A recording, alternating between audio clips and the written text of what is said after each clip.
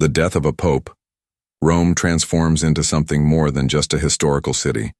It becomes a spiritual center of gravity, a place where tradition, reverence, and reflection come together. For centuries, this city has carried the weight of faith and legacy. When a pope passes away, the atmosphere in Rome shifts instantly. Whether you're a pilgrim, a tourist, or someone who simply happens to be in the eternal city, there's a sense that you are witnessing history unfold. And during such a time, visiting Rome and Vatican City becomes both a privilege and a responsibility. The death of a pope is not just a moment for the church. It's a moment that affects the rhythm of the entire city. Public events are paused. The Vatican enters a formal period of mourning, and visitors from around the world flood the streets near St. Peter's Square, not for sightseeing, but to share in this solemn farewell. The city prepares for this. It always does.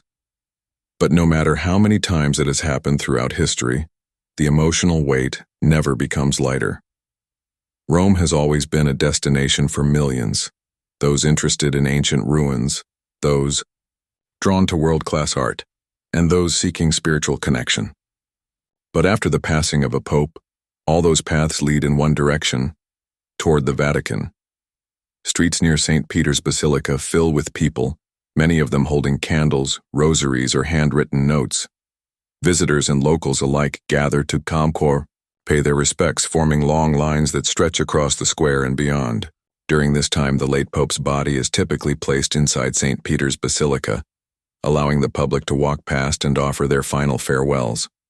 It is a deeply emotional moment, even for those who may not be religious. There's a silence in the basilica that feels different from ordinary days, a silence that speaks louder than words, filled with prayer, memory, and awe. If you're planning a visit to Rome during this sacred time, there are several things you should be aware of, not just to make your journey smoother, but to understand the significance of where you are and what's happening around you.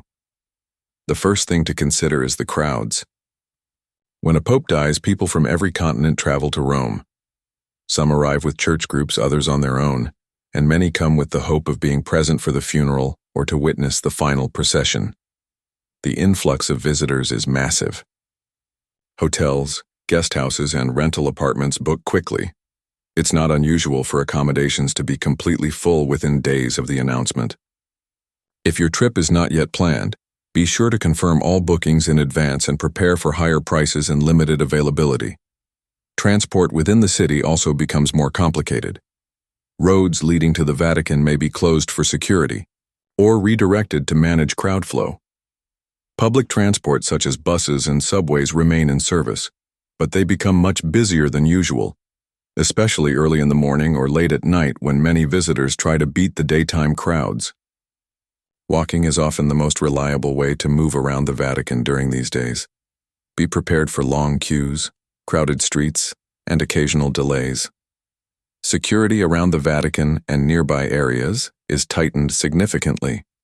Italian police, Vatican security forces, and sometimes even international security agents work together to maintain order and protect dignitaries who arrive to pay their respects. Metal detectors are placed at key access points.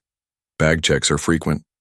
While the process may feel slow, it's necessary and handled with professionalism. Make sure to carry valid identification, follow all posted guidelines, and be patient. Your understanding helps ensure the safety of everyone during such a high-profile moment. As you approach St. Peter's Square, you'll notice the transformation. Flags lowered to half-staff, news reporters lining the streets, and thousands of people moving in quiet unison. The sense of reverence is unmistakable. People speak. Softly, many pray aloud, and the usual chatter of tourists is replaced with stillness. It's a time when Rome becomes less of a destination and more of a sanctuary. Inside St. Peter's Basilica, where the body lies in state, the experience is profound.